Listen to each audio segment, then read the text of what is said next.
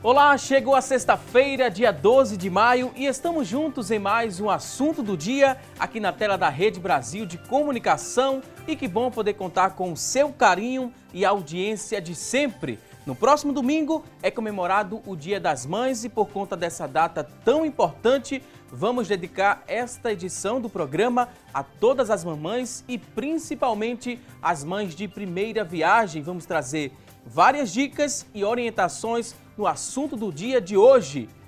E ainda vamos conferir juntos as oportunidades de emprego no quadro Há Vagas. Tem também as notícias da internet, dicas de trânsito, enquete do dia e muito mais. O programa de hoje está imperdível. E tudo que é novo assusta e quando o assunto é maternidade, o medo de errar toma proporções ainda maiores, pois ali envolve a vida de um ser indefeso. É bom que você, mãe, fique sabendo que sua vida ela vai mudar sim depois que o bebê chegar em casa e vai mudar para sempre. Aceite que você também precisa de um tempo para se adaptar a essa nova vida, a vida de mãe. Os primeiros meses, eles serão os mais cansativos e você terá a impressão de que será assim para sempre. Mas não se preocupe que o tempo vai passar voando e quando menos você esperar, você vai sentir falta, do tempo em que seu filho ele cabia nos seus braços. E para nos ajudar com mais dicas e orientações a respeito deste tema, vamos conversar hoje aqui no nosso estúdio com a Juliana Gomes, ela que é terapeuta ocupacional.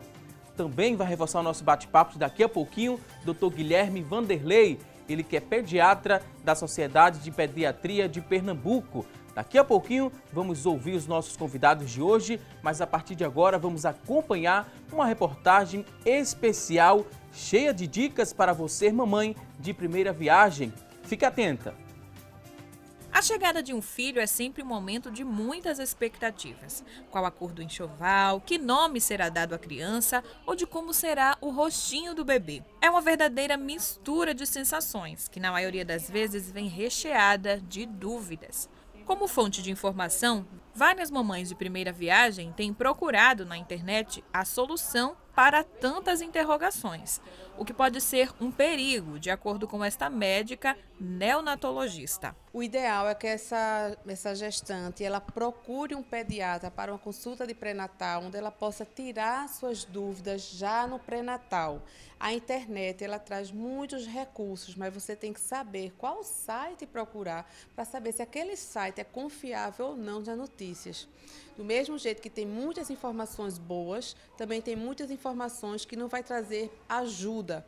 E isso pode confundir um pouco a cabeça da gestante. O ideal é que essa gestante já tenha no pré-natal, do mesmo jeito que tem a consulta com o obstetra, com o pediatra também, e ela já possa ir tirando as suas dúvidas desde então.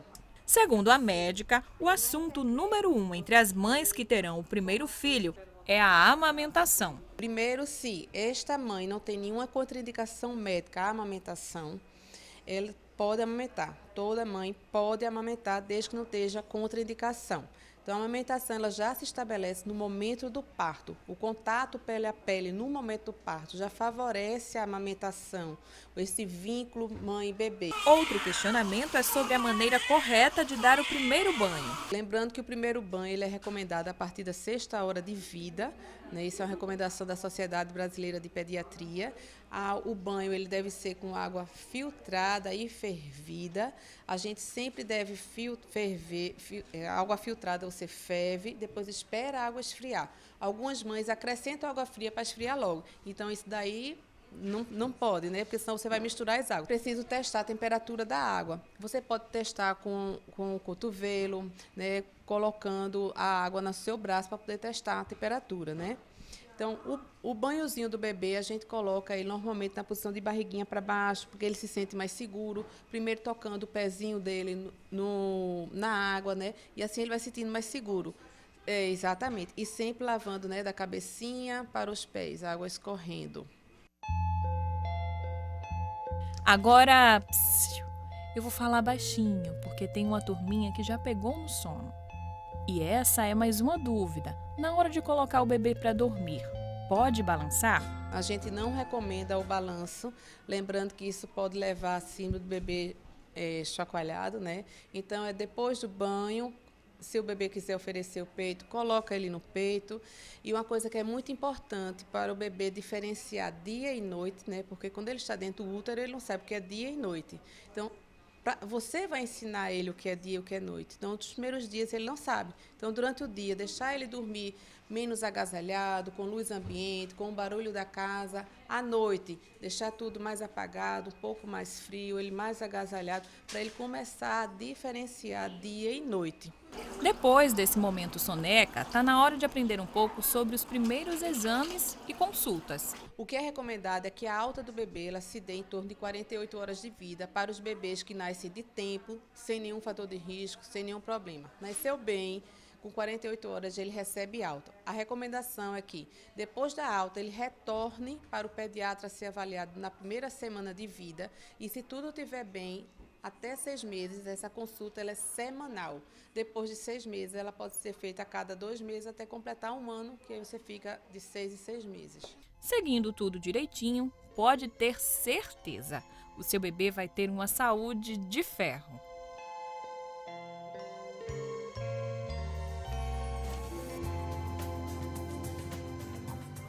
Ok, linda reportagem, né? A gente acompanha agora com a Joyce Fernanda. A sensibilidade da repórter foi bem mostrada aí nessa matéria. Também as personagens que fizeram parte daí da reportagem.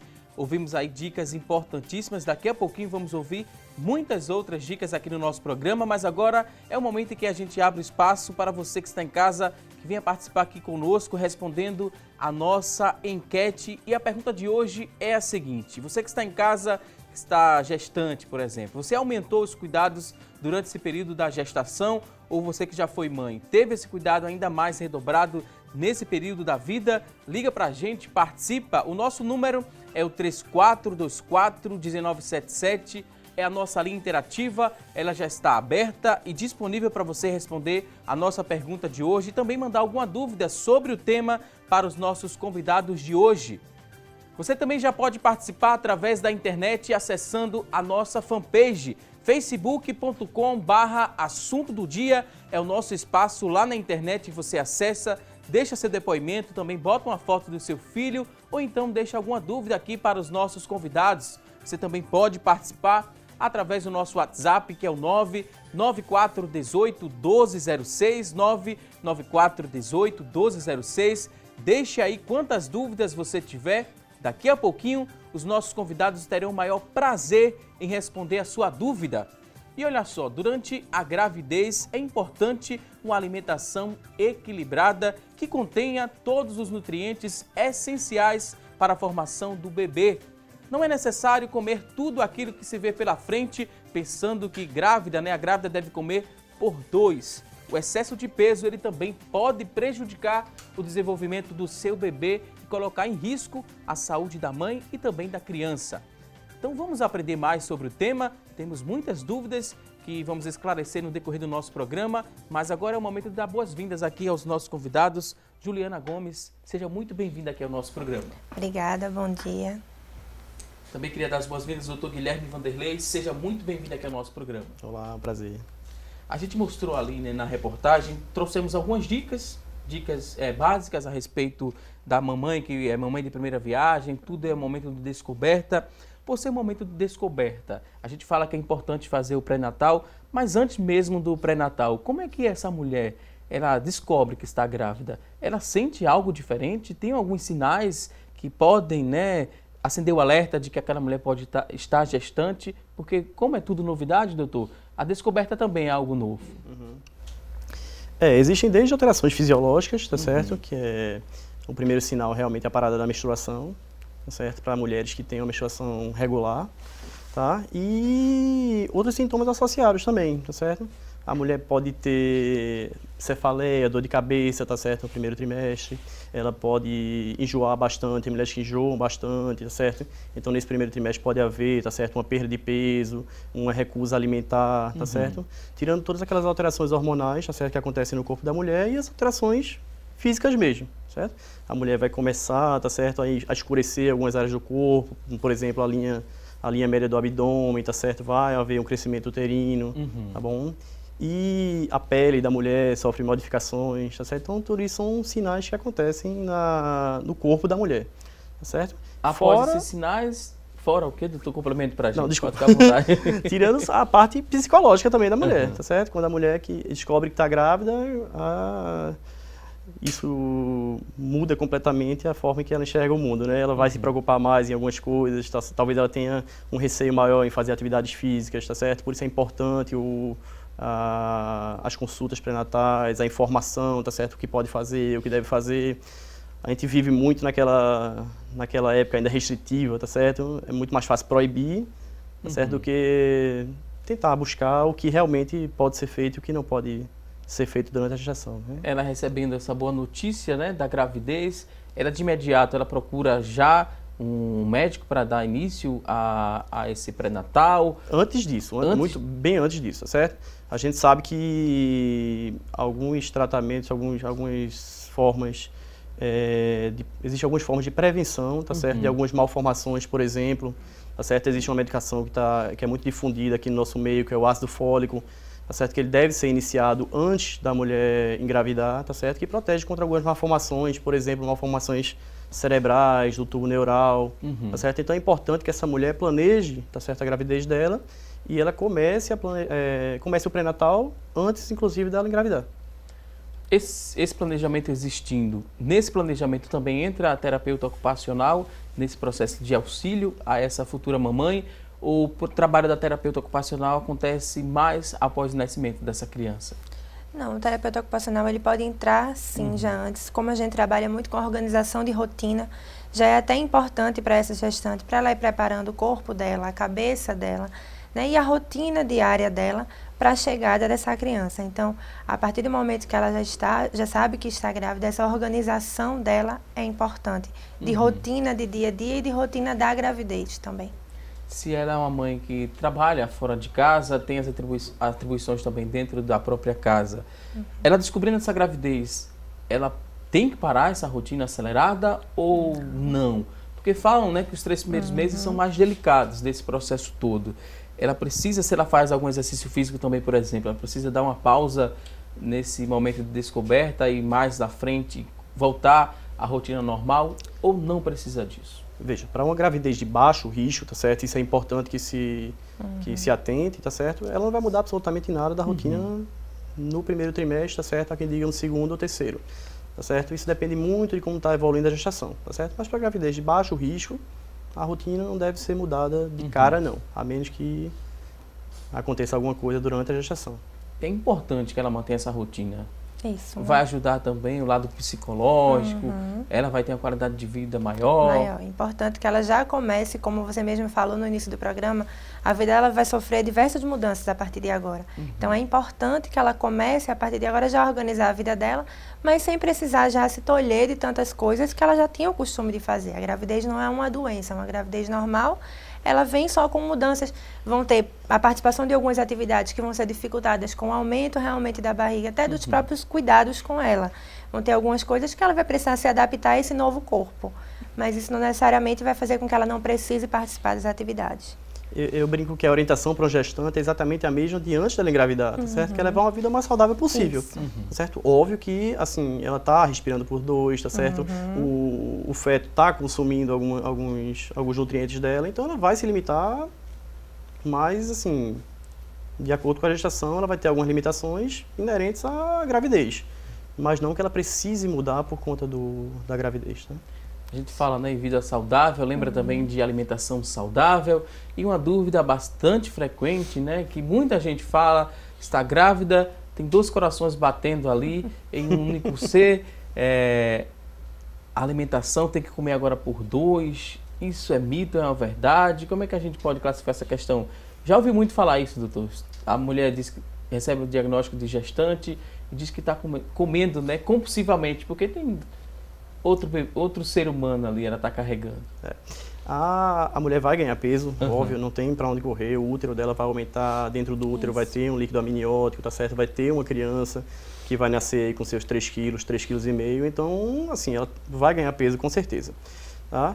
mas existe uma faixa de peso, tá certo, de ganho para cada mulher durante a gestação. Então, assim, o ideal é que isso não seja extrapolado também, tá certo?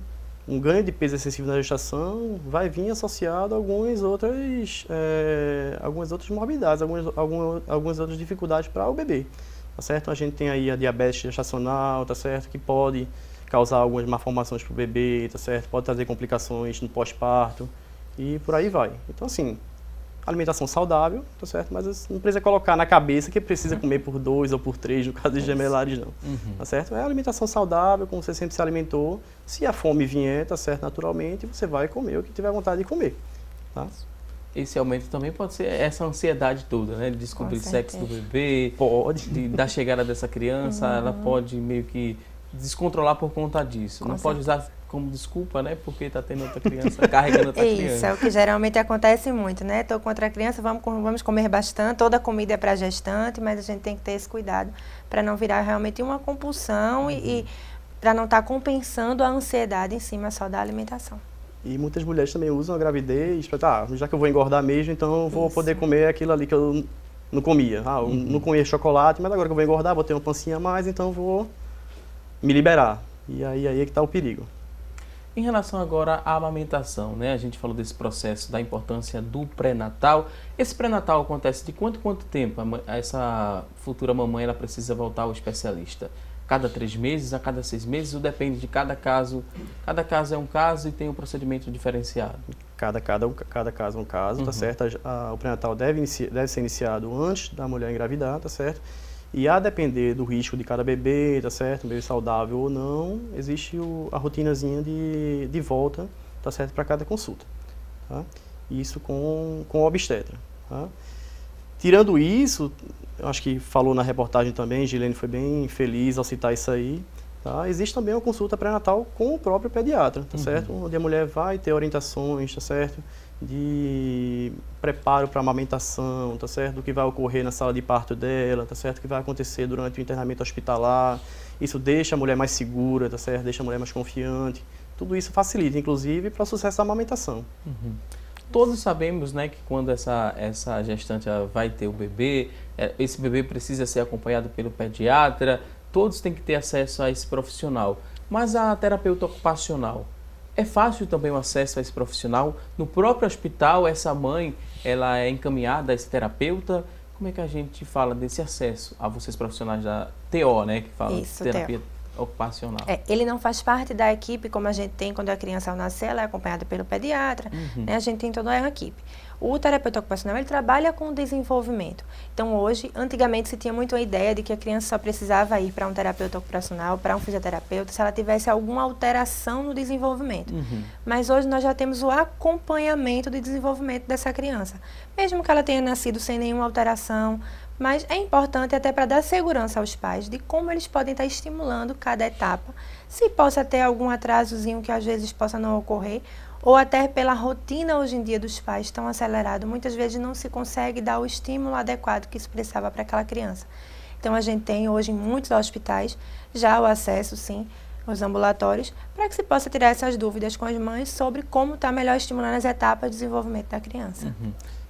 É engraçado que, assim, hoje em dia as mães nós vivemos numa época onde as mães trabalham, né? Antigamente, na época dos nossos pais, nossos avós, os pais iam trabalhar e as mães tinham dedicação exclusiva, tá certo? Hoje em dia as mães trabalham, são ocupadas, tá certo?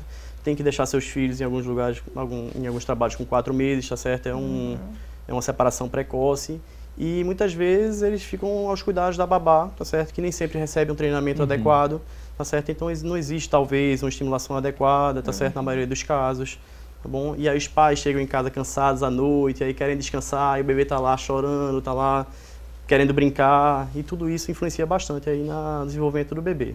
Quais os primeiros estímulos, né, que essa mãe ela deve proporcionar a essa criança para que tenha um bom desenvolvimento? O primeiro estímulo da criança, na verdade, são os próprios pais, né? É esse contato social, é o contato com os pais, é olhar, é sorrir, é conversar, é acariciar. Que hoje é o que acontece muito, essa perda por conta da dificuldade de se manter pela rotina. Então, o primeiro estímulo que deve ser dado, na verdade, é o contato da família, a passagem desse cuidado dos pais com a criança. Eu acho que eu ainda diria mais, eu extrapolaria aí. Eu acho que intraútero você já consegue ter um estímulo legal, tá certo?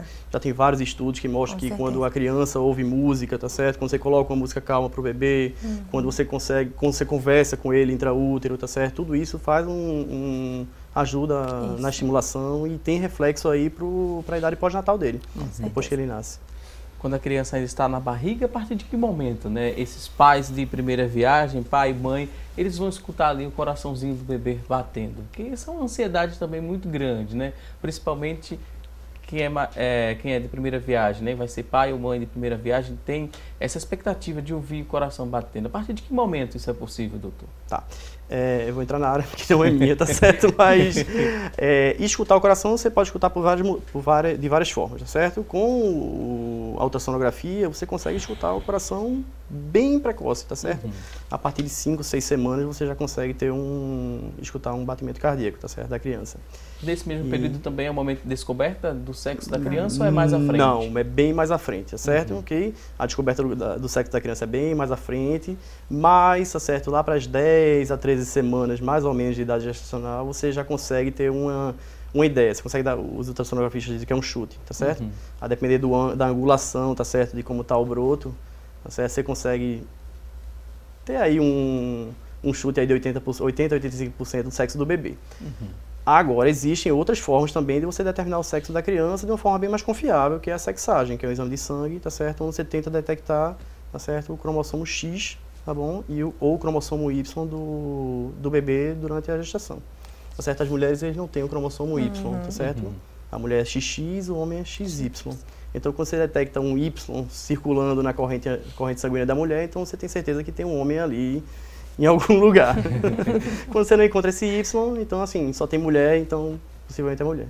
Agora a gente vai a um rápido intervalo, daqui a pouquinho tem mais assunto do dia. Você que está em casa, tem alguma dúvida, pode mandar pra gente no 3424-1977, 99418-1206. É o nosso WhatsApp, aproveita a oportunidade, manda a sua dúvida para os nossos convidados. Daqui a pouquinho eles vão responder. Agora a gente vai a um rápido intervalo e até já!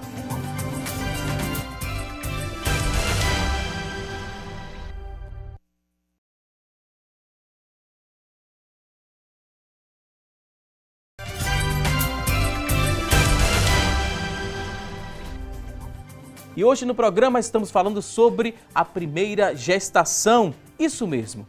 E a partir de agora vamos acompanhar as notícias da internet sobre este tema. E quem vai trazer essas informações a partir de agora é a Thalita Belo. Olá, Thalita. Oi, Valdson. Oi, pessoal do estúdio. E você, telespectador querido, que nesta sexta-feira nos dá a alegria de continuar assistindo o assunto do dia. O nosso destaque de hoje vem do site Minha Vida. São 7 conselhos valiosos para as mamães de primeira viagem. E nós vamos passar 2 desses conselhos para você, mãe de primeira viagem, que está acompanhando o nosso programa. É importante saber que os bebês podem chorar uma média de até 3 horas por dia, segundo a pediatra Leda Amar de Aquino, que é membro da Sociedade Brasileira de Pediatria. Para descobrir os possíveis motivos, a estratégia é a da exclusão. Por isso, se você já verificou a fralda, já tentou dar de mamar, checou se a roupa ou posição não estão incomodando e mesmo assim o seu bebê continua chorando, espere passar. Os choros contínuos são mais comuns nos 3 primeiros meses. Saiba também que a pele do bebê muda mesmo, hein? Principalmente no primeiro mês de vida, é comum o aparecimento de placas avermelhadas na pele, principalmente no rosto, segundo a pediatra Vera Fieldman Ramalho Valverde, ela que é do Hospital e Maternidade Santa Joana. E para não piorar essas e outras mudanças naturais da pele do bebê, alguns cuidados são essenciais. Aí vai uma dica. Um desses cuidados é vestir o bebê apenas com roupas de algodão. Dicas valiosas para as mamães de primeira viagem. E falando em mamães, eu não posso deixar de parabenizar, de desejar um feliz Dia das Mães a todas as mães que acompanham o assunto do dia e especialmente para minha mãe, a dona Rízia, que também está nos acompanhando. Que Deus continue abençoando a todas as mães do nosso estado de Pernambuco, do Brasil e do mundo, né? Feliz Dia das Mães para sua mãe também, Valdson. Um excelente final de semana para você. É com você. Ok, Thalita, muito obrigado pela lembrança. Também quero dar Feliz Dia das Mães a todas as mamães que estão acompanhando aqui o assunto do dia. A dona Rízia, né, mamãe da Thalita Belo, também Cristiane, que é a minha mãe, que também está acompanhando todos os dias, está ligadinha aqui ao programa Assunto do Dia. Daqui a pouquinho, no final do programa, a gente faz uma outra homenagem a todas as mamães que estão nos acompanhando. Thalita Belo, muito obrigado mais uma vez por essas informações. E quando a gente fala em internet, muita gente utiliza a internet como fonte de pesquisa para tirar as dúvidas a respeito do tema que estamos conversando hoje aqui no nosso programa. Acessa lá, principalmente o Google, né? Utiliza o Dr. Google para buscar algumas informações, muitas dúvidas a respeito da primeira maternidade também. As mães utilizam a internet, mas muito cuidado para você que está nos acompanhando, que lá na internet a gente encontra muitas verdades, mas também muitos mitos a respeito do tema que a gente está falando hoje aqui no nosso programa. E a gente, para não deixar você que está em casa com mais dúvidas, vamos mostrar a partir de agora algumas informações que podem ser dúvidas que você tenha, né? Caso você tenha essa dúvida, a gente vai esclarecer a partir de agora. Vamos conferir aqui no nosso telão a primeira informação. Mito ou verdade? A gente já adiantou essa informação, mas muita gente ligou a televisão agora. Seja muito bem-vindo aqui ao assunto do dia. E a gente quer saber se isso aqui é um mito ou uma verdade, que engordar muito significa que o bebê será grande? Mito ou verdade? Existe essa relação direta? Se a mãe ganha muito peso, é porque o bebê também está muito grande ali dentro da barriga dela? Mito ou verdade? Como a gente já trouxe, né, realmente isso é um mito. Não, na verdade, que a mãe esteja com muito peso significa que a criança esteja grande. A gente precisa que exista o ganho de peso normal, pelo crescimento da criança, pelo aumento do líquido, pelo aumento do corpo, mas não por engordar pelo excesso de alimentação. E, assim, muita gente confunde e acha que tamanho do bebê é sinal de saúde. De jeito nenhum, tá certo? Tem bebês pequenos, tá certo? São bebês constitucionais, tá certo? Às vezes os pais não são grandes, não tem como o bebê ser grande, tá certo? Então, às vezes uma coisa não tem nada a ver com a outra. Tem que levar tudo em consideração. Tem que levar tudo em consideração. Observar todo o contexto, É uma série de fatores. Não adianta dizer que a mãe é grande, então o bebê vai ser grande, não. Não é por aí. Ok, vamos aqui à próxima informação. Temos outra tela. Mito ou verdade que beber muito leite significa que a mãe ela vai produzir mais leite? Mito ou verdade? Muito pelo contrário, né? O leite aí talvez seja um dos grandes vilões na alimentação da mãe, tá certo? Okay. Se eu brinco que quando a gente vai orientar uma mãe assim que ela tem o bebê, ela precisa ter uma alimentação mais saudável possível, tá certo? E se você conversar com qualquer nutricionista, o leite não é um alimento saudável, é um excelente alimento para o bebê, tá certo? Mas não para adultos. Já certo? O leite materno é o leite materno talvez seja o alimento mais perfeito completo, que existe, né, na face da Terra, tá certo? A hidratação precisa existir, tá certo? A mulher precisa se hidratar para produzir muito leite, tá certo? Mas não o leite específico que vai fazer ela produzir mais leite, de jeito nenhum. Algumas mulheres, elas têm dificuldade, né, de produzir o leite, também tem alguma dificuldade ali naquele momento da amamentação, logo no início também.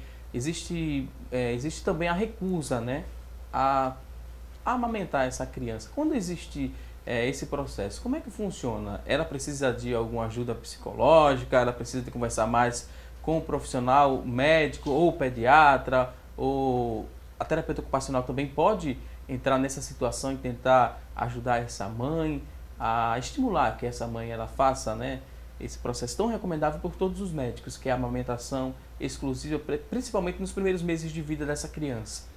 A gente começa esse trabalho desde antes dessa criança nascer, por essa aceitação da mãe dessa modificação no corpo dela, né?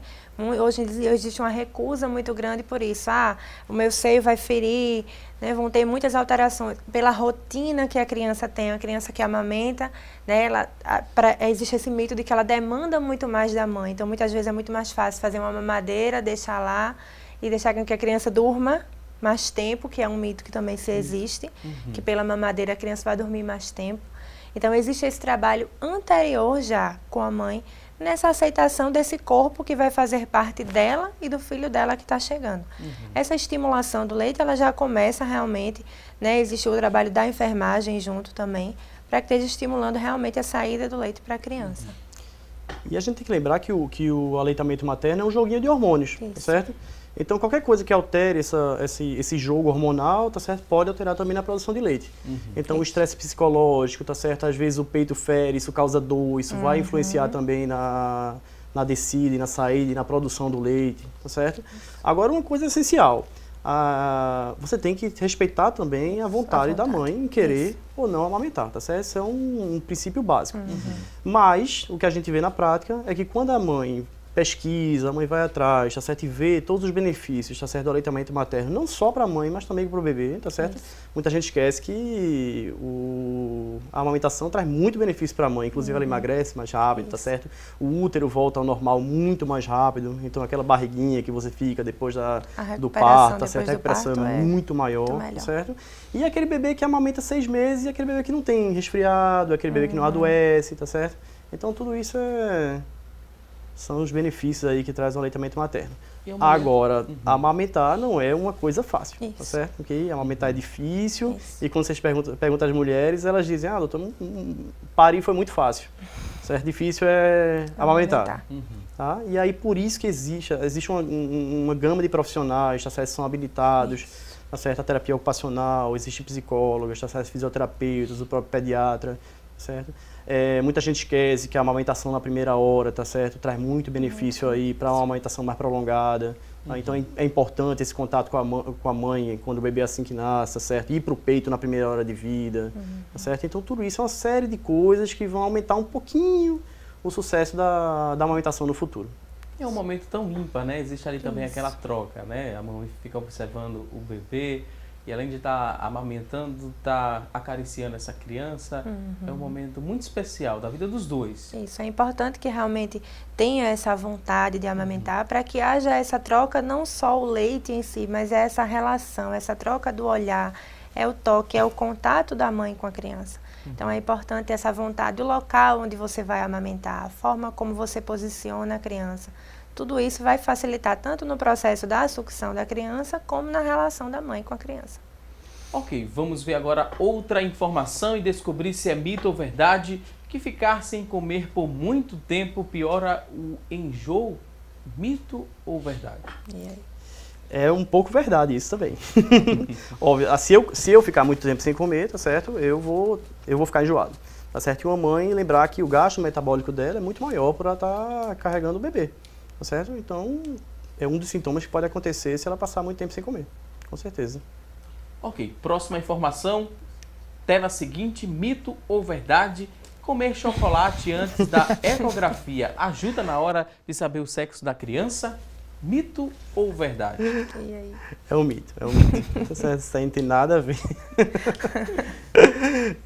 É a primeira vez que eu ouço isso aí, inclusive. Mas... Eu já vi na internet uma imagem, né, que circulou por muito tempo, que a mãe foi fazer a ultrassonografia, comeu chocolate um pouco antes desse momento e o bebê estava sorrindo. Aí foi verdade ou mito? Ou se foi um momento... Assim, existem alguns estudos que mostram, tá certo, que o bebê pode sentir um gosto realmente daquilo que a mãe come. Isso pode ser verdade. A impressão se o bebê está se o bebê está sorrindo porque sentiu o gosto do chocolate, não tem como dizer. Mas o bebê tem alguns reflexos intraútero, tá certo, que são compatíveis com o sorriso. Sim, que não é um sorriso social que o pessoal pensa, tá certo? Isso é um reflexo. Tá bom? Muito bebê nasce e assim que ele nasce ele começa a sorrir. A mãe, ele me adorou. Gostou, sim, tudo bem, não deixa de ser verdade. Mas é um reflexo que ele vai ter um sorriso social lá para os 2, 3 meses de idade. Tá certo? A gente falando nessa questão da ecografia, da ultrassonografia também, para descobrir o sexo do bebê, algo me marcou muito, né? Enquanto profissional e quanto pessoa também. Acho que em 2015, quando começou esse surto de microcefalia associado ali ao Zika vírus, e eu fui fazer uma reportagem sobre um treinamento, né, que a prefeitura estava promovendo aos profissionais que realizam a ultrassonografia. E acompanhando, né, esse treinamento, esse trabalho, e vi vários pais entrando na sala para fazer essa ultrassonografia para descobrir o sexo do bebê. Era o momento para se fazer isso.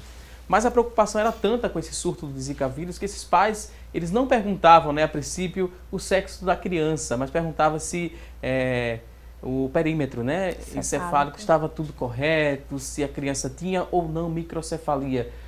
Vocês passam por isso também, essa questão dos pais, essa preocupação com a microcefalia, a terapeuta ocupacional, como é que vocês ajudam esses pais, se eles descobrem, né, que tem, a criança vai nascer com a microcefalia, como é que funciona esse trabalho, que é muito importante, né, porque tudo é novo. Essa questão do Zika vírus, né, a microcefalia associada ao Zika vírus é algo novo e além da gravidez, que quando é de primeira viagem gera muitas dúvidas, quando esse pai e essa mãe descobrem também a microcefalia, ficam apavorados. Foi o que a gente acompanhou, né, desde 2015, quando começou esse surto aqui no Nordeste, aqui em Pernambuco também.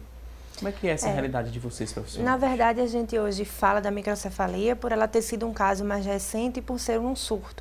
Mas a gente já vive isso há muito tempo pelo nascimento de uma criança com alguma deficiência. Né? Quando a mulher está grávida, o casal, ele tem a idealização do bebê ideal para ele, né? Que é o que a gente vê não só de uma deficiência, mas pela cor do cabelo, pela cor do olho.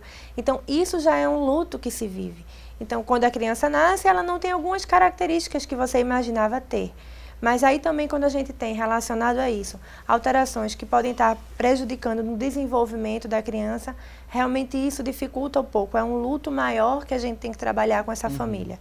Né? Então, hoje, o importante que a gente sempre indica é procurar logo um acompanhamento, procurar logo um tratamento, para que a gente possa buscar nos ganhos aquelas vontades que ela tinha que ele fizesse pelos mínimos detalhes. Então, que a gente comece a olhar para aquela criança com as coisas que ela consegue fazer e não pelas coisas que ela não vai conseguir fazer. Você citou que a microcefalia é uma coisa nova e espero que no futuro próximo seja uma coisa bem antiga, né? A gente começa a já não ver mais casos de microcefalia, casos novos de microcefalia pelo Zika vírus, tá certo? Okay? Então, assim, espero que seja uma coisa do passado. E falando só em ultrassonografia, certo? Talvez seja uma coisa que atentou muito para o pessoal. Antigamente o pessoal ia para a ultrassonografia pensando que vai ver o sexo do bebê e só isso tá bom, tá certo? E não é. Ultrassonografia, tá certo? Você faz várias ultrações, tá certo?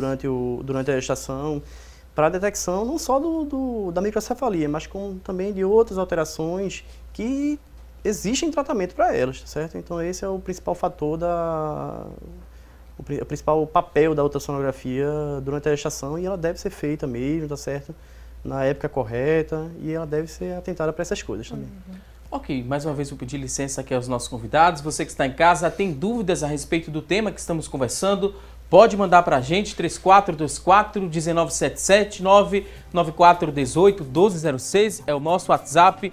Aproveita a oportunidade, manda aí sua dúvida. Agora a gente vai a um rápido intervalo e até já!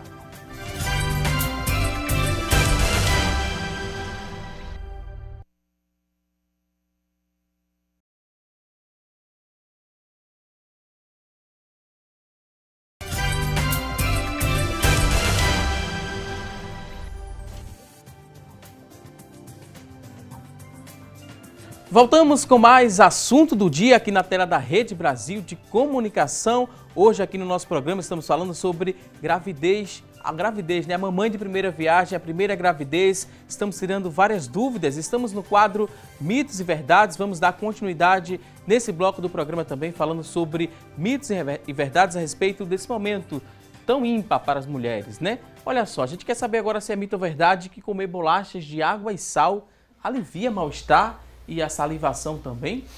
Mito ou verdade? Vamos lá. O mal-estar pode sim aliviar, tá certo? Dependendo da fase da gestação, algumas mulheres elas cursam com hipotensão, com baixa de pressão. Então, talvez nesse aspecto, talvez o sal aí possa aliviar. Não que a gente esteja recomendando o consumo exacerbado de sal durante a gestação, nada a ver, tá?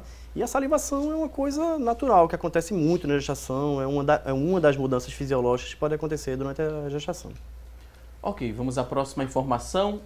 Tela seguinte, mito ou verdade que ingerir limão combate o enjoo? Será que é verdade? O enjoo incomoda muito essa mamãe, principalmente de primeira viagem? É relativo. Tem mães que elas apresentam os maiores períodos de enjoo, e tem outras que relatam nunca ter tido um enjoo. Então, isso é relativo do organismo de cada gestante. Não não é regra. E será que ingerir o limão vai ajudar a parar aquele período de enjoo? Lembrar que o limão é um alimento rico em vitamina C, tá certo? Então a vitamina C, ela ajuda também a combater a acidez estomacal. Então, assim, muita gente diz, não vou comer limão, não vou comer laranja porque é ácido, faz mal pro estômago, tá certo? Nem sempre, tá certo? Então pode ser que até tenha algum efeito. Não é tão mito assim como o pessoal pensa, não. Próxima informação, mito ou verdade, amamentar emagrece? Será que é uma verdade? Mito ou verdade? Muito verdade, tá certo? A mãe emagrece, tem mães que amamentam exclusivamente, com 1 ou 2 meses já estão com um peso inferior ao de quando engravidaram, tá certo? Além do gasto metabólico imenso para a produção, liberação de leite, tá certo? O útero volta ao lugar muito mais rápido. Então, amamentar emagrece e é uma excelente forma de emagrecer depois da gestação, é amamentar. Uma excelente dieta. E depois da gestação, né? Com quanto tempo, assim, mais ou menos, essa mulher vai voltar ao peso que ela tinha antes, ou ela não vai conseguir voltar ao peso que tinha antes? Eu acho que é uma dúvida bastante frequente, né? As mulheres têm essa dúvida. Ganhou uns quilinhos durante o período da gestação, teve o bebê, após quanto tempo ela vai voltar a esse peso ideal? Isso vai depender um pouco da rotina dessa mãe, né? Amamentando ou não estar amamentando, isso vai fazer diferença. Da alimentação que ela vai ter após o nascimento dessa criança, da rotina de vida dela, isso vai diferenciar um pouco da rotina de alimentos realmente que ela vai ter. Ok, vamos à tela seguinte. Outra informação, mito ou verdade, se a gestante ela tiver muita azia, significa dizer que o bebê vai ser cabeludo? Mito ou verdade? Essa é uma brincadeira que eu adoro, né? Quando o bebê nasce, eu sempre pergunto à mãe, e aí mãe, teve muita azia quando nasce cabeludo? Mas é mito, infelizmente. Não tem nenhuma relação da azia. Não tem nenhuma relação, mas assim, é uma brincadeira que o pessoal faz. Antiga, né? Antiga. Isso até atual. Eu brinco muito com isso, inclusive. Mas vem muito dos antepassados. Ok, vamos à próxima informação, descobrir se é mito ou se é verdade. Olha só, se os desejos da grávida eles não forem realizados, a criança pode nascer com algum sinal? Mito ou verdade? A criança não, o marido sim. Pode nascer com alguns hematomas, tá certo? As pessoas até a gente não deve né? brincar com o desejo das grávidas, tá certo? A grávida tem que ser bem tratada, tá certo? Os parceiros têm que tratar bem as grávidas, tá certo? Isso influencia bastante nos hormônios da mulher, tá certo? E pode influenciar, inclusive, na gravidez. Não porque o bebê vai nascer com a cara de, sei lá, de sorvete, alguma coisa, tá certo? Mas os hormônios influenciam no crescimento saudável da criança, sim. O desejo, na verdade, é toda essa alteração hormonal da mulher, né? Então, não é, na verdade, o tipo da comida específica que ela não vai comer que vai trazer para ela alguma alteração, ou a criança vai nascer com a cara da comida, que geralmente é o que se diz. O doutor falou algo muito importante dessa questão do homem também participar desse processo todo, de acompanhar essa mulher, seja no pré-natal, na ultrassom, se essa criança teve alguma complicação, né, nasceu com algum problema ou não, ele também deve dar essa assistência à mulher nesse período, que ela vá até um terapeuta ocupacional para realizar alguma atividade. Isso fortalece também essa recuperação, fortalece também esse processo, dá mais segurança à mulher.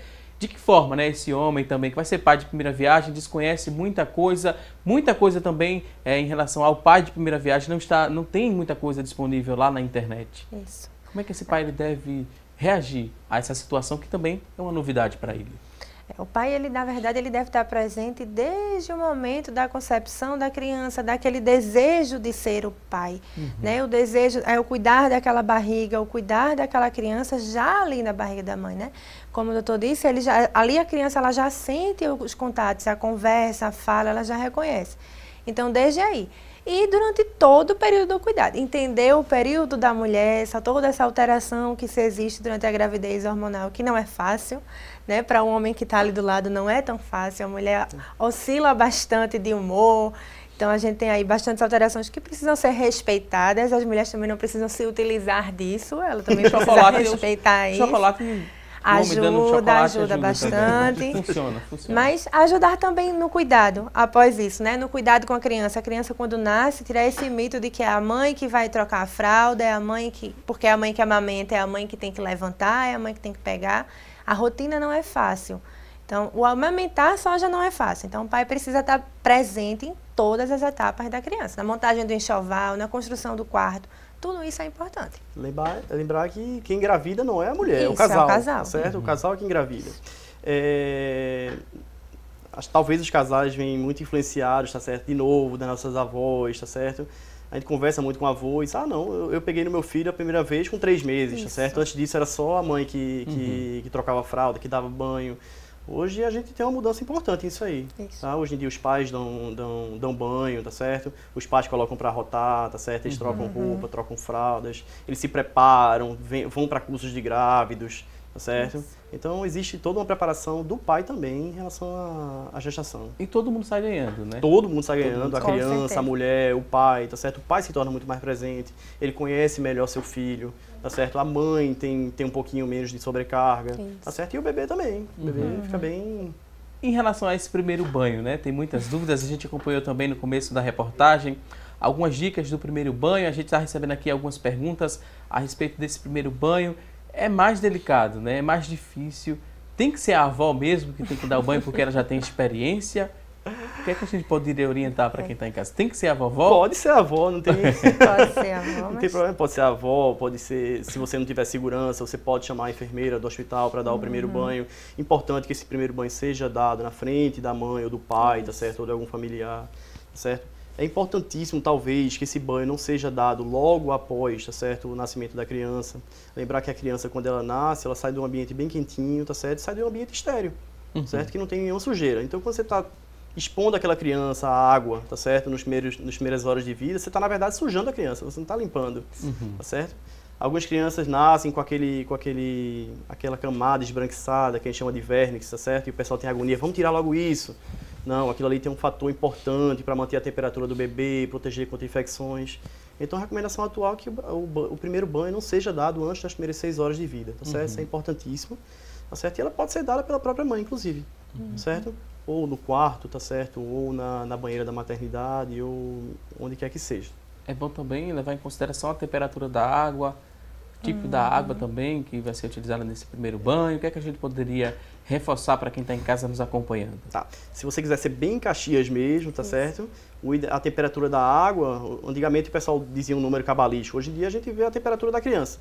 Se você quiser ser bem sensato mesmo, mede a temperatura da criança e bota a água na temperatura que ela está, para não haver uma diferença de temperatura, tá?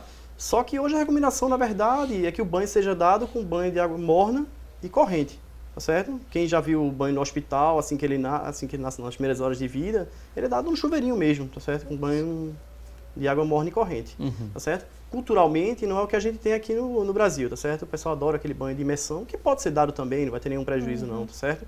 E muitas avós adoram também aquele banho com água mineral, ou então água fervida, tá certo? Que teoricamente isso é indicado quando existe alguma lesão na pele do bebê. Aí sim existe essa indicação. Mas de rotina, você pode tomar banho até no chuveiro se você quiser, com a mãe ou com o pai, não tem problema nenhum.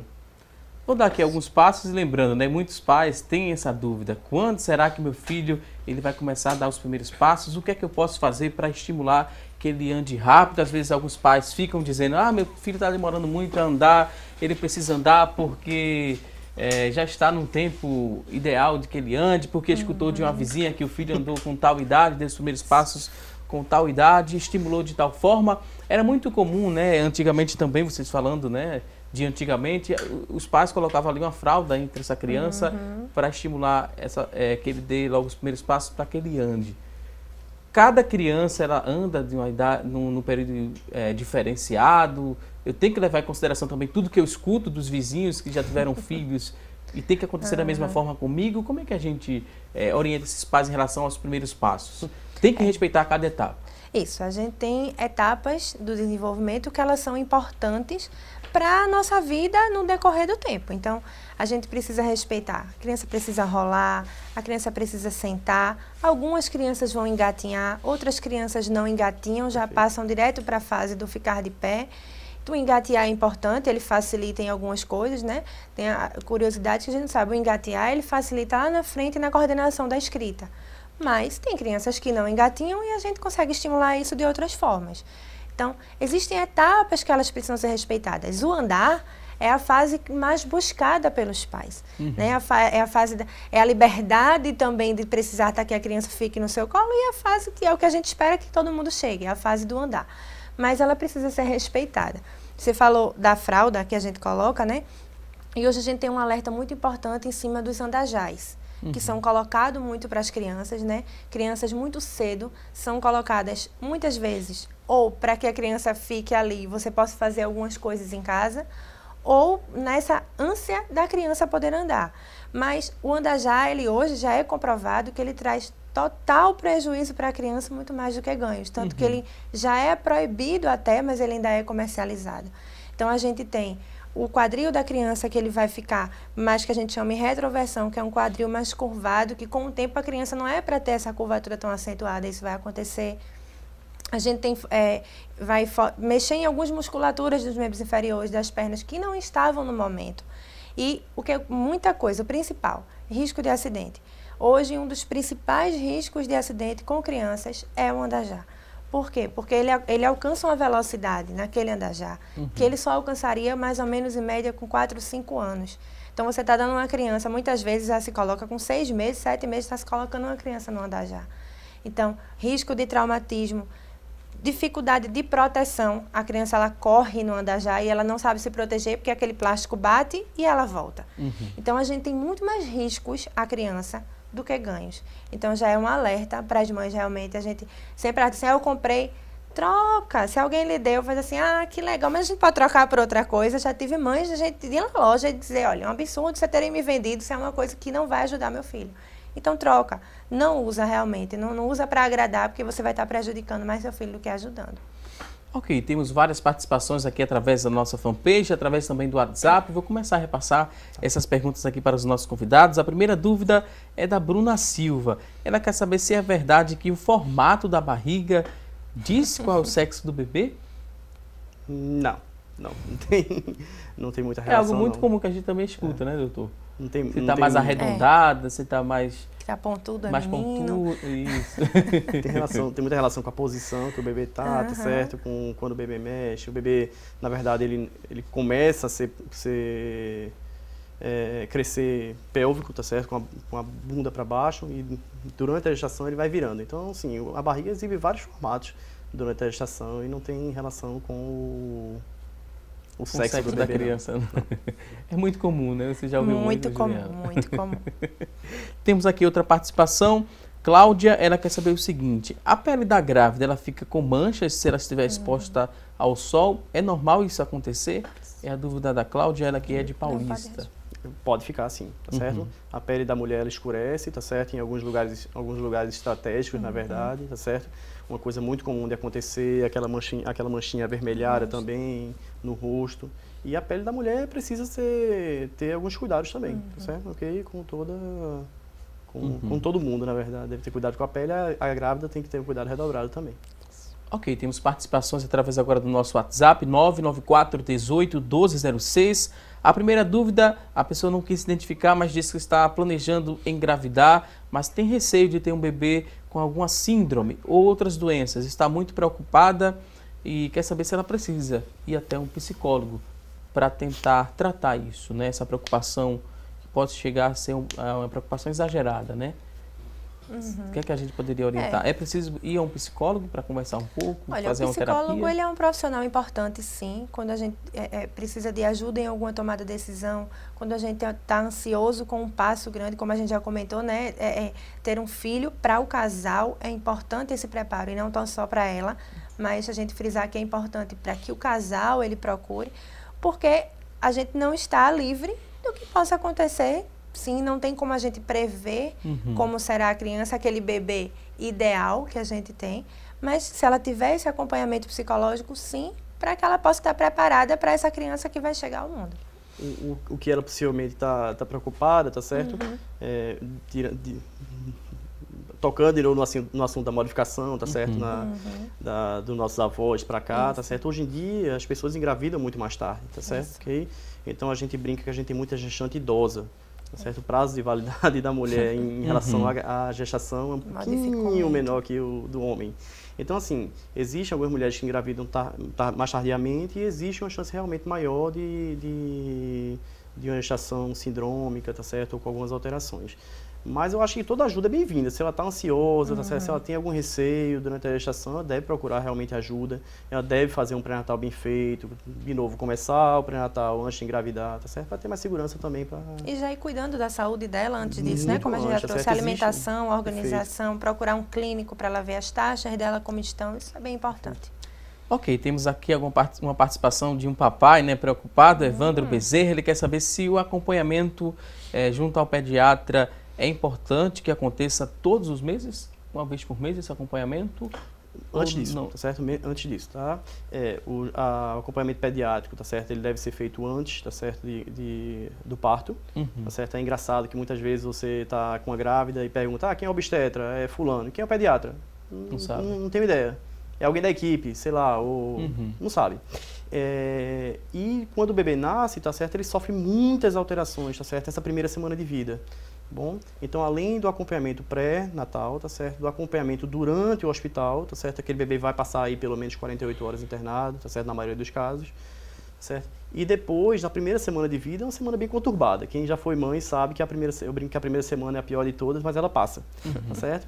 Então a primeira semana é um momento de dúvidas, tá certo? Onde a mulher tá lá desesperada, é tudo novo para ela, mesmo se preparando, é um choque bem importante. E aí esse bebê precisa ser visto também por um profissional, pelo pediatra, na primeira semana de vida. E a partir daí, sim, as consultas passam a ser mensais. Tá certo? Mas existe essa consulta ainda durante a primeira semana de vida. Ok. Temos aqui outra pergunta em relação a com quantos meses o bebê já pode ir para a natação? Tá, vamos lá. Isso é uma pergunta interessante porque depende do tipo de natação. Tá? Alguns lugares oferecem natações para bebês com uma piscina específica, tá certo? Uma piscina com ozônio, sem cloro, tá certo? Com piscina aquecida. A maioria dos locais, tá certo, que tem esse tipo de natação, eles só liberam a partir dos 2, 3 meses de idade, dependendo do local, tá certo? A piscina com cloro, tá certo? Que aquela piscina não aquecida com cloro, aí já é uma outra recomendação, tá certo? Ela não deve ser exposta antes dos 6 meses de idade, tá certo? Ok? Para crianças alérgicas, inclusive, um pouquinho depois. Tá? É uma coisa também que é um mito que corre, que crianças expostas à piscina, é asmática, cansa, então bota na piscina, bota na natação que ela vai melhorar. Não, não é essa a recomendação não, tá?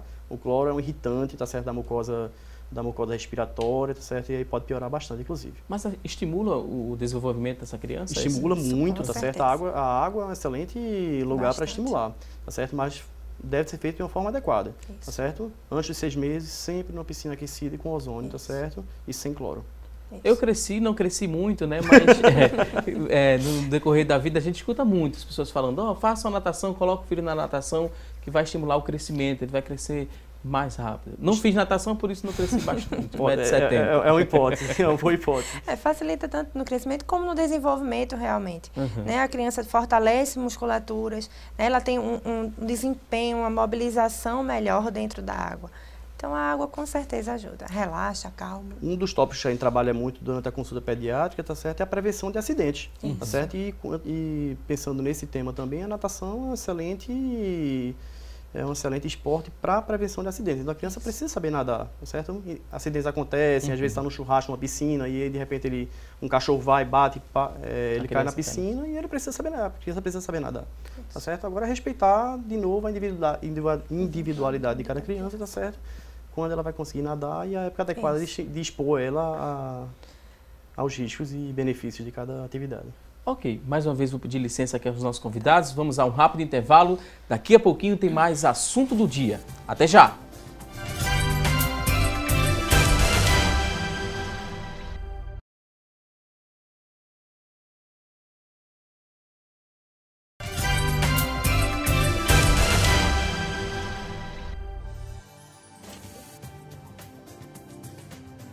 Estamos de volta com mais assunto do dia e a partir de agora vamos acompanhar as oportunidades de emprego disponíveis para hoje.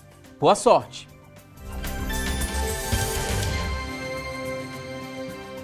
Você que está em casa em busca de uma recolocação no mercado de trabalho, preste bastante atenção às dicas que vamos trazer a partir de agora.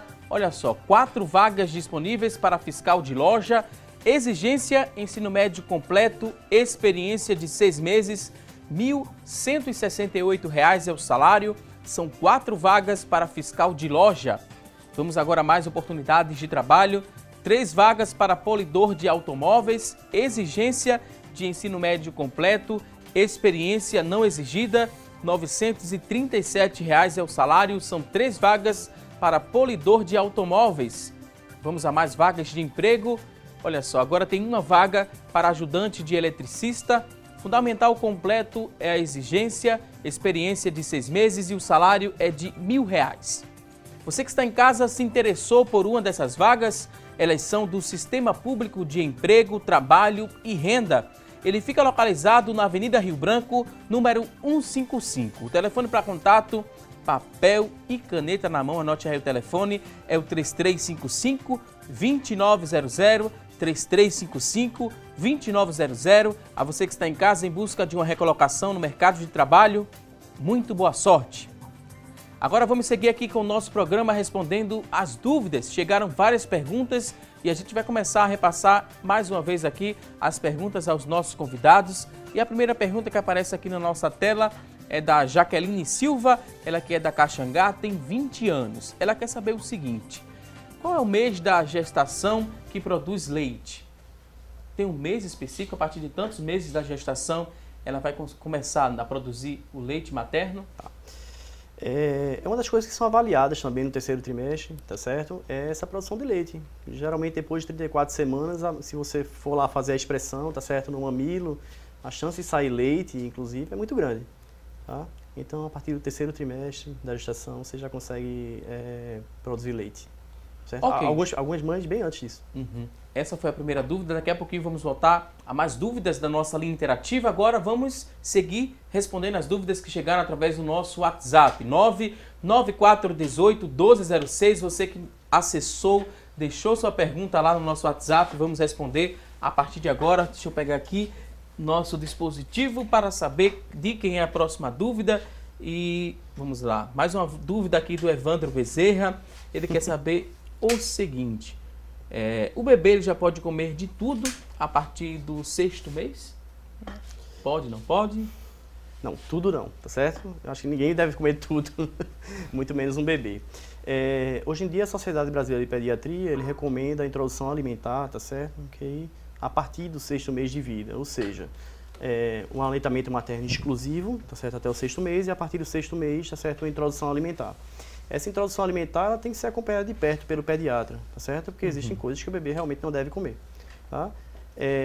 Óbvio que hoje em dia a introdução alimentar que a gente faz para um bebê é muito mais simples e mais completa do que se fazia alguns anos atrás, tá bom? O bebê já começa a comer não só as frutinhas, tá certo? Mas também com algumas comidas, alguma refeição principal, tá certo? Composto de proteínas, tá certo? Um carboidrato também, tá certo? Legumes.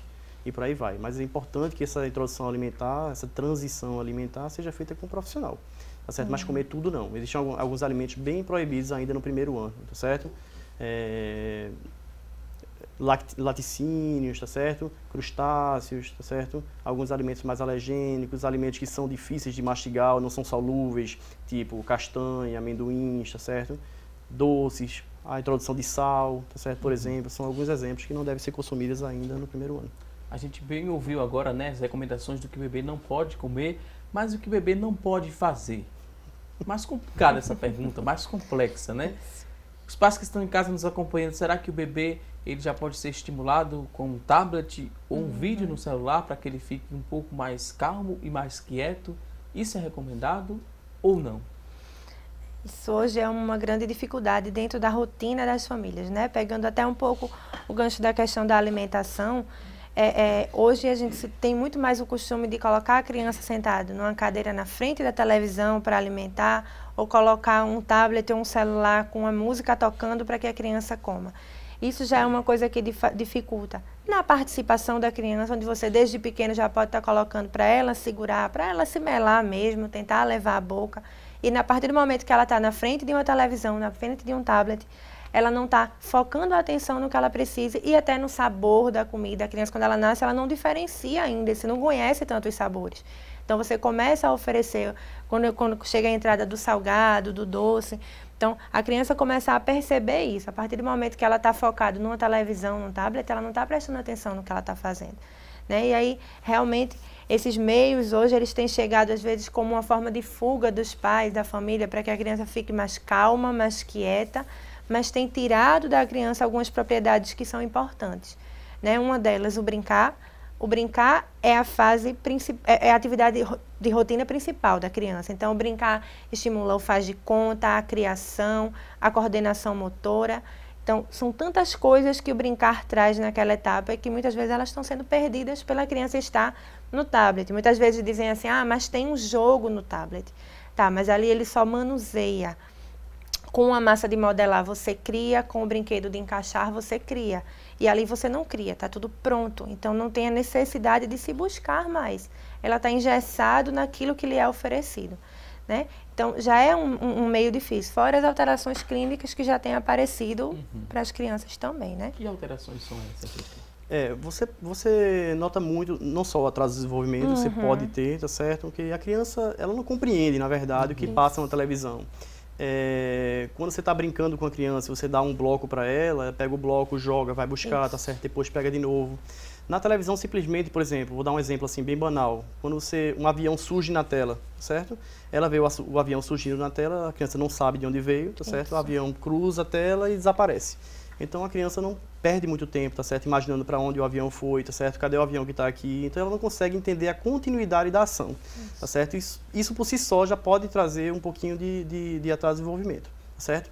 Tirando várias outras alterações, tá certo? Como o déficit motor, tá certo? Que a criança fica parada, tá certo? No local, ela deixa de brincar. E as alterações oculares também, a gente está tendo muito caso, tá certo? De miopia degenerativa, tá certo? O aumento dos casos de catarata, tá certo? Cada vez mais precoces. Tá certo? E o gatilho também para outras doenças, tá certo? Há quem diga que crises epiléticas, tá certo? Podem ser desencadeadas, tá certo? Pela alteração visual da televisão, tá certo?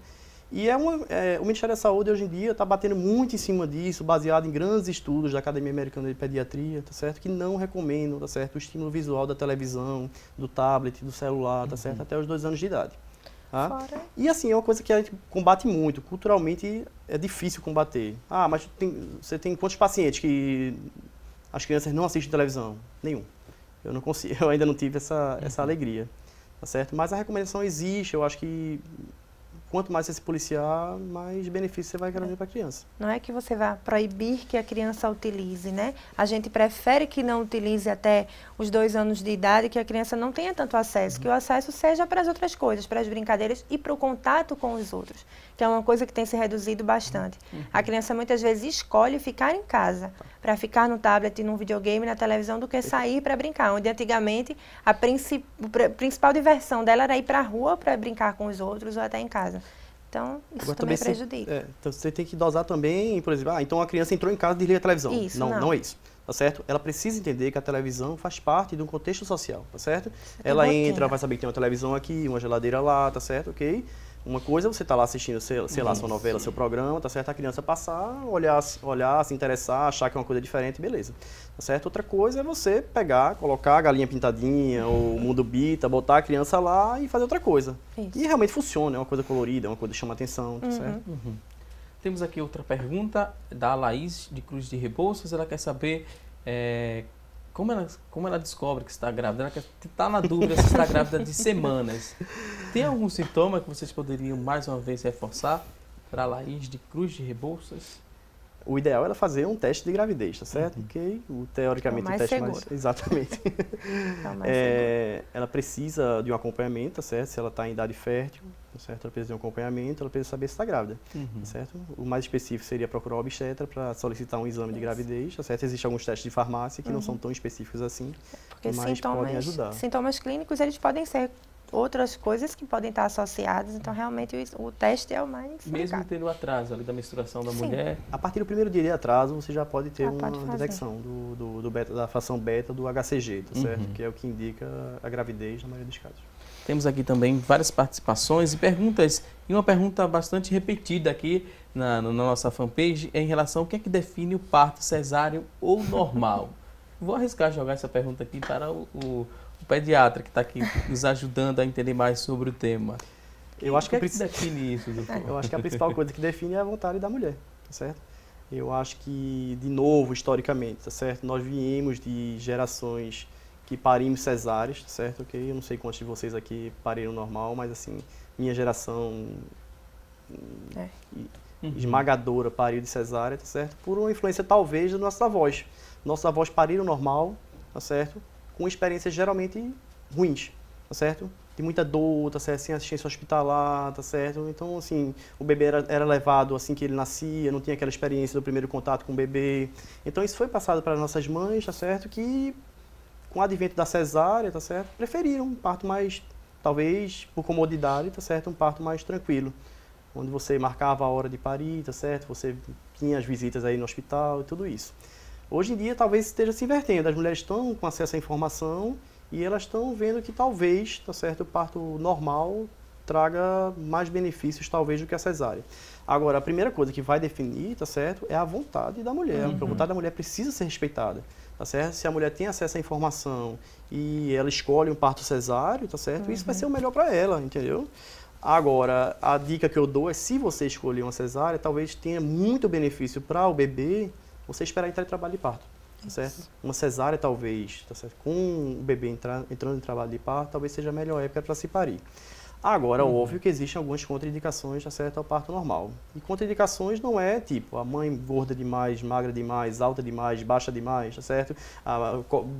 Bebê laçado, tá certo? Existem milhões de falsas indicações, tá certo, para cesárea, que está caindo. Óbvio que as mulheres estão tendo acesso à informação, tá bom? Mas existem algumas indicações realmente de parto cesáreo. Temos aqui outra participação, Viviane Costa, ela quer saber qual o melhor tipo de parto para uma mulher com mais de 35 anos. Volto a insistir, o melhor parto é o parto que ela decidir desde que não traga malefícios para o bebê, tá certo? A idade da mulher não vai definir a via de parto, tá certo? O que vai definir a via de parto é se, por acaso, a mulher tiver alguma contraindicação para parir normal. O Brasil, na verdade, é o país onde existem mais cesáreas no mundo, tá certo? Então, alguma coisa está errada, tá certo? Não existe tanta indicação de cesárea assim.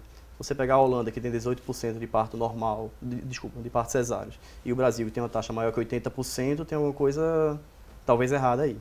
Certo? Ok, vamos seguir aqui com mais participações. Agora a dúvida é da Ana Cláudia, ela que é da Caxangá, ela diz o seguinte: não tem um plano de saúde, ela quer saber qual é o momento certo para ir à maternidade.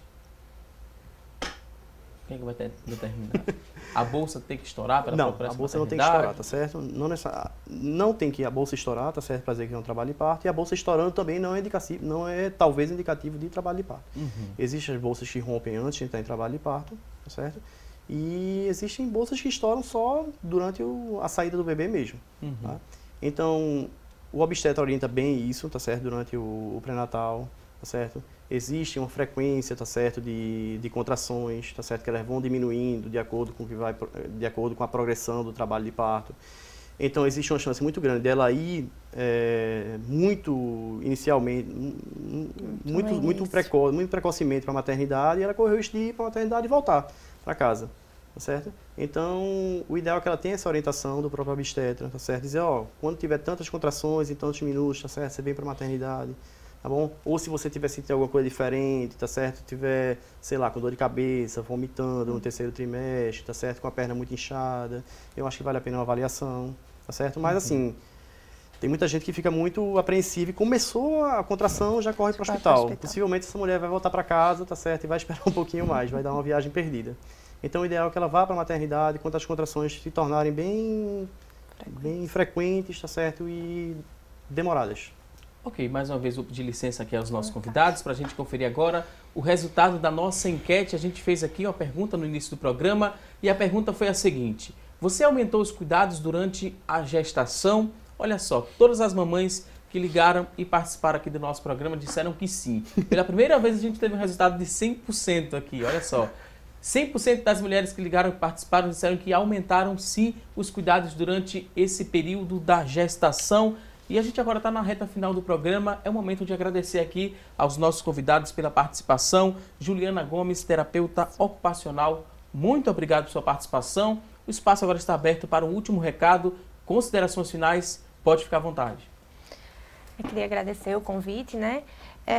Essas mães que, assim, realmente procurem, tem dúvidas, vão atrás, não guardem suas dúvidas, já é um momento de tantas ansiedades, de tantos cuidados, de tantas modificações.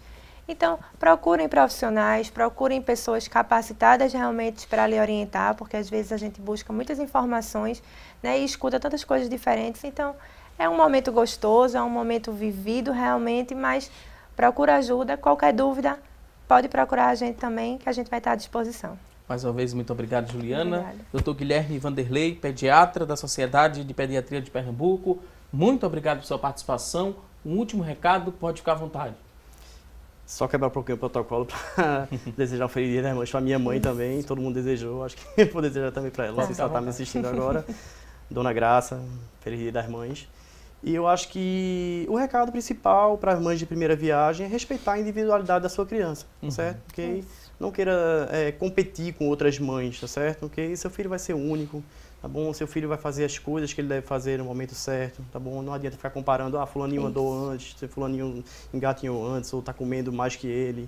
Então, assim, procure conhecer seu filho, tá certo? E respeite a individualidade dele.